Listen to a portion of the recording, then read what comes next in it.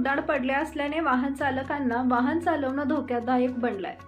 गेल्या अनेक दिवसांपासून पर्शी पूल हा दळणवळणासाठी घातक बनलाय।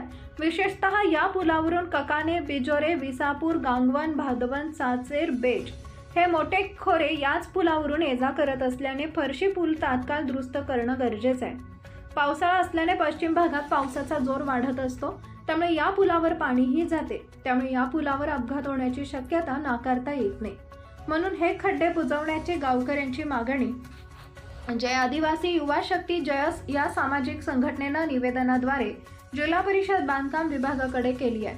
यावेळी संघटनेचे नाशिक जिल्हा अध्यक्ष भगवान खिल्लारी, पांडुरंग गायकवाड, संघटनेचे राज्य विधी सल्लागार ॲडव्होकेट निलेश शाहू ठाकरे, युवराज थैल, सुनील गवळी, संजय गायकवाड, विनायक गायकवाड, गणेश पवार आदी संघटनेचे सदस्य उपस्थित होते। महाराष्ट्र क्रांती न्यूजसाठी प्रतिनिधी लक्ष्मण बागुल, बोरगाव।